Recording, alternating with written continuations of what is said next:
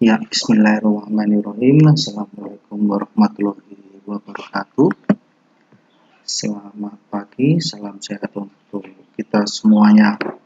Pagi hari ini kita akan belajar tema 3, subtema 1, pembelajaran 1, cara tubuh mengolah makanan dengan muatan pelajaran bahasa Indonesia dan IPA. Nah, materi dalam video ini bisa juga kalian simak pada LKS kalian itu pada halaman 4 ya. Silakan disiapkan, dibuka sambil disimak videonya.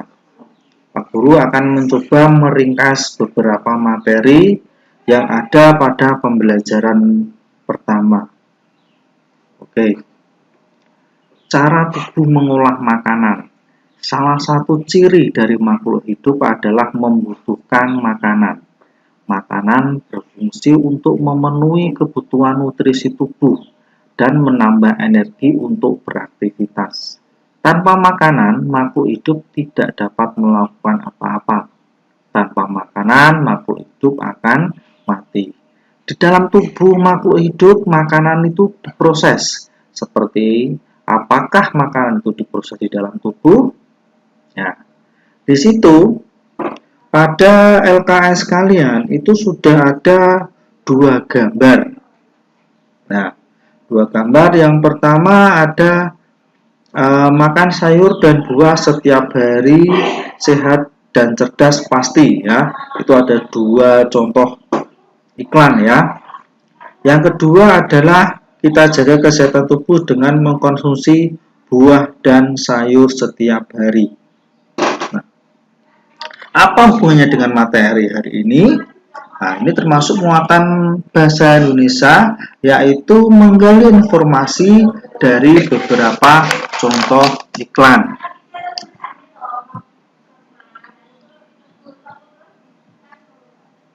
Oke, nah sebelum kita bahas lebih lanjut, coba amati gambar keluarga yang sedang makan bersama. Apakah kamu selalu sarapan sebelum berangkat sekolah? Insya Allah harus, ya. Mengapa kamu harus sarapan sebelum berangkat sekolah? Apakah menu makananmu selalu memenuhi unsur variatif atau beraneka macam? Apakah ciri-ciri makanan yang sehat? Bagaimana cara memilih makanan yang sehat dan bergizi? Mengapa makanan terkadang tidak dapat dicerna organ makanan? Dan organ tubuh apa saja yang berfungsi mencerna makanan? Bagaimana proses mengolah makanan oleh organ pencernaan makanan? Di mana kamu dapat memperoleh informasi tentang makanan sehat? Yang terakhir, apakah makanan yang diiklankan di media cetak dan elektronik selalu berupa makanan sehat? Yuk, kita coba nanti kamu bisa mengerjakan tentang beberapa komponen ini itu pada gambar ayo menulis halaman 4 ya. Itu ada informasi 2 gambar. Ya, ini gambar A itu gambar apa, terus kemudian makanannya apa saja informasinya, kemudian gambar B itu juga terdiri atas apa saja.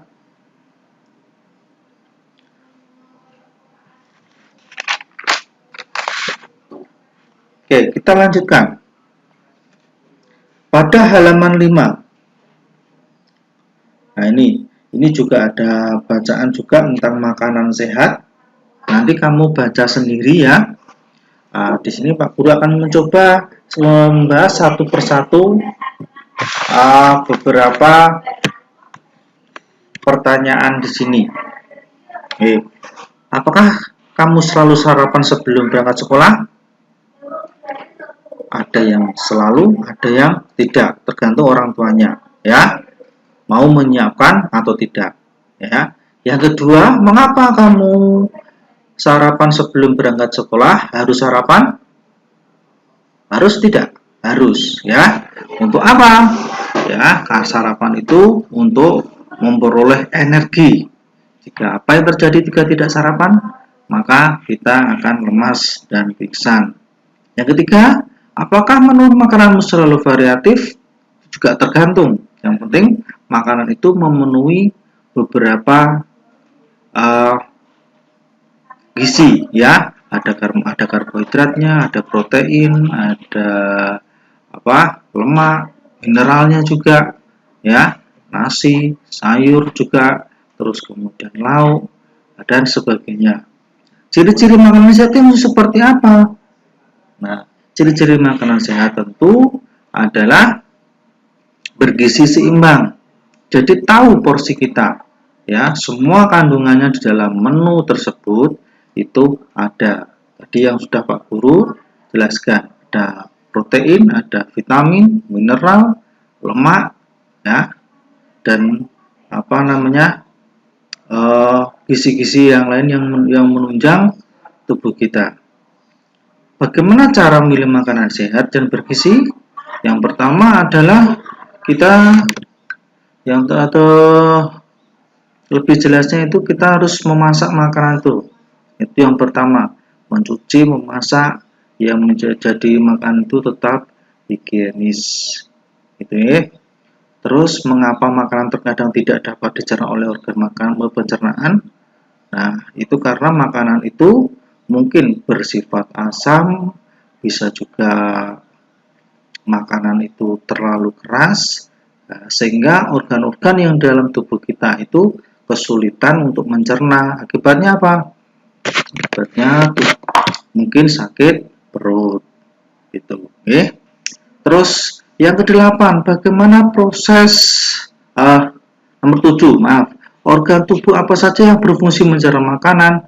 Nah, ini ada dari makanan masuk melalui mulut, kemudian kerongkongan, terus ke lambung, usus halus, usus besar, kemudian di anus. Nah, itu urut-urutannya.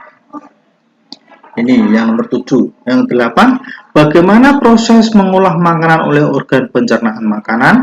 Nah, prosesnya tadi, makanan kita makan dikunyah oleh gigi kita, berbentuk seperti bubur ya, setengah lembut, masuk dalam kerongkongan, kemudian dicerna lagi di dalam lambung, lambung dicerna lagi secara mekanik masuk ke usus halus. Di usus halus makanan itu diserap, kandungan-kandungan apa saja yang penting bagi tubuh akan diserap di dalam usus halus. Kemudian makanan itu akan masuk ke usus besar, ya, itu yang berupa ampas, ya, itu yang berupa ampas padat yang berupa cair, nanti masuknya ke kandung kemih yang setiap hari kita buang lewat anus.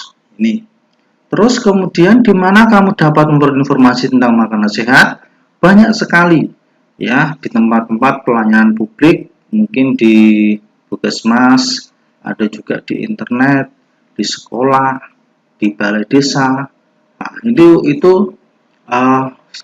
banyak sekali pamflet atau iklan yang mengandung tertempel makanan sehat apa sajakah yang bagus untuk tubuh. Terus yang terakhir, apakah makanan yang diiklankan di media cetak dan elektronik selalu berupa makanan sehat? Tidak, ya.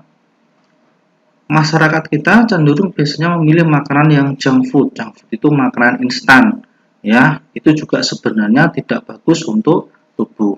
Nah, junk food atau makanan instan itu banyak sekali diiklankan di TV.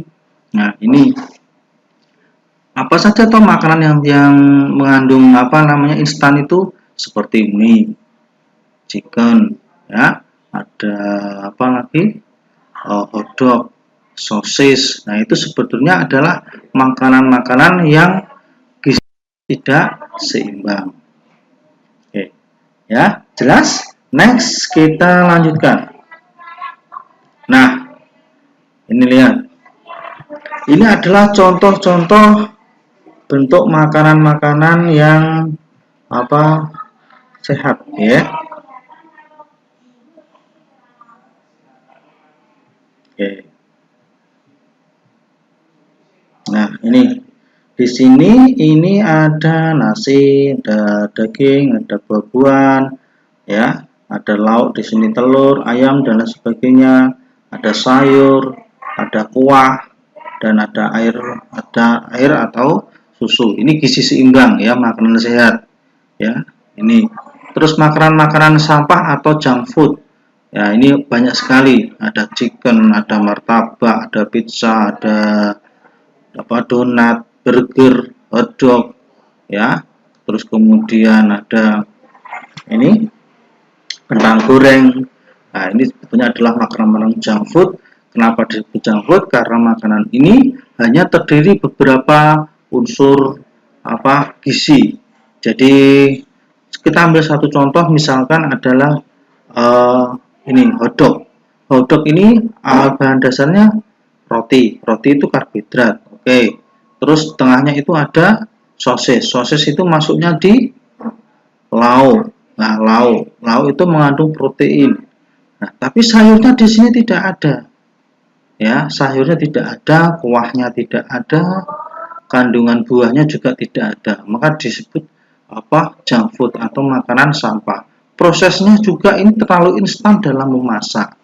Ya, ini itu bisa menyebabkan di sini penyakit pada sistem pencernaan seperti MAH, diare, gastritis atau kelebihan asam lambung, sembelit, susah buang air besar, radang usus buntu, cacingan, dan masih banyak yang lainnya. Oke. Nah, ini contoh bentuk-bentuk pertanyaan pada iklan lindungi organ pencernaanmu ini. Next ya. Kita bahas lagi tentang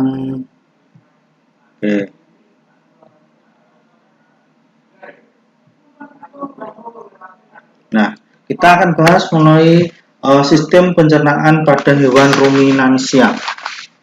Hewan ruminansia itu adalah hewan pemamah biak atau dalam LKS di situ masuk dalam kategori di sini ada gambarnya halaman 6 itu sapi ya. Nah, itu. Oke, nah ini contoh ya, bisa kalian simak. Pak Guru jelaskan. Sapi itu termasuk hewan pemamah biak. Kenapa pemamah biak? Dia makan tidak langsung masuk dicerna dalam usus, tapi masukkan di dalam ini dulu.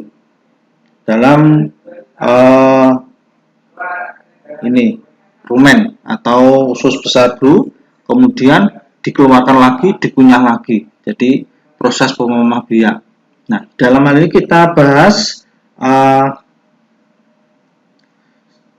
apa saja urut-urutannya. Nah, oke, yang pertama di sini rumput dimakan oleh sapi, diproses dalam pencernaan rongga mulut. LKS-nya sambil disimak nggih, LKS-nya sambil disimak halaman 6. Pak Guru jelaskan.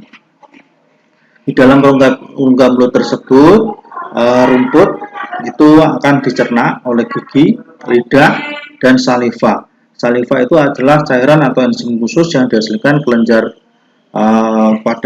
mulut pada sapi yang disalurkan ke dalam rongga mulut. Kemudian makanan yang setengah lembut ini masuk ke dalam esofagus atau kerongkongan, ya, kerongkongan leher, dalam leher itu. Nah, dalam esofagus ya, itu adalah penghubung antara mulut dengan lambung. Nah, ini lambung. Nah, di sini. Nah, di dalam lambung di sini itu terjadi proses pencernaan. Kalau di sini kalau kalian sudah pernah lihat orang bilang sapi ada seperti anduk, babat itu ya. Nah, itu dicerna dalam sini dulu. Nah, ini. Nah, di dalam lambung itu terdiri atas beberapa bagian. Yang pertama adalah rumen atau perut besar. Itu. itu ada terjadi pencernaan fermentatif dengan bantuan mikroba bakteri dan pencernaan hidrolik dengan bantuan enzim pencernaan. Yang kedua adalah retikulum atau perut jala. Ini proses fermentasinya dengan bantuan bakteri anaerob dan protozoa. Terus kemudian masuk dalam omasum atau perut buku. Nah, dalam omasum ini omasum ya. Di dalam omasum ini jadi makanan itu dicerna dengan enzim pencernaan. Selanjutnya makanan masuk ke abomasum. Nah, ini abomasum di sini. Jadi makanan mulut masuk dalam kerongkongan, ke lambung, ya, rumen, kemudian dari omasum masuk ke abomasum atau perut masam. Nah, di sini. Terus masuk dalam sini. Nah, setelah di sini dalam abomasum ini dengan enzim pencernaan itu sel parietal menghasilkan HCl atau hidrogen klorida, sedangkan sel mukosa menghasilkan pepsinogen. Yang keduanya akan bereaksi membentuk pepsin. Ya, pepsin itu adalah protein. Oke. Terus kemudian makanan akan masuk melanjut ke usus halus. Ya, ini berukuran 40 meter ini kalau panjangnya ya. Ini dalam usus halus ini terjadi proses absorpsi. Absorpsi itu adalah proses penyerapan sari-sari makanan pada hewan ya. Ini dan fermentasi makanan. Ini di sini sari makanan diserap dan diedarkan oleh darah ke seluruh tubuh. Nah, ini tentang bagian-bagian sapi. Oke. Berikutnya pada ayo berlatih. Ya, nanti kalian kerjakan sendiri itu. Oke, mungkin itu ya yang Pak Guru sampaikan untuk materi hari ini. Tugasnya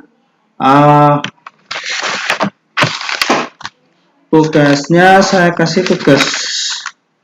Oke, ayo berlatih ya. Ayo berlatih halaman 5 dan ayo berlatih halaman 7. Berarti jumlah soal masing-masing 5 dan 5 10. Bisa dikerjakan di LKS masing-masing. Gitu, nggih. Kita berdoa saja mudah-mudahan minggu depan sekolah kita bisa ikut PTPM terbatas, karena sampai saat ini untuk Dinas Pendidikan Kabupaten Grobogan ini 20% yang bisa ikut PTPM. Mungkin kalian lihat USD Selonjari 1 kok masuk, karena masuk dalam PTPM terbatas. Nah, untuk minggu depan insya Allah SD kita itu juga ikut, jadi tersaring ya, masuk PTPM terbatas. Ya, berdoa saja nanti minggu depan kita bisa memulai tatap muka terbatas. Begitu, kurang dan lebihnya minta maaf. Jadi nanti kalau yang belum jelas nanti bisa tulis di WA. Itu nggih. Jadi tugasnya ayo berlatih halaman 5 dan 7. Ditulis di LKS-nya masing-masing. Oke. Terima kasih. Wassalamualaikum warahmatullahi wabarakatuh.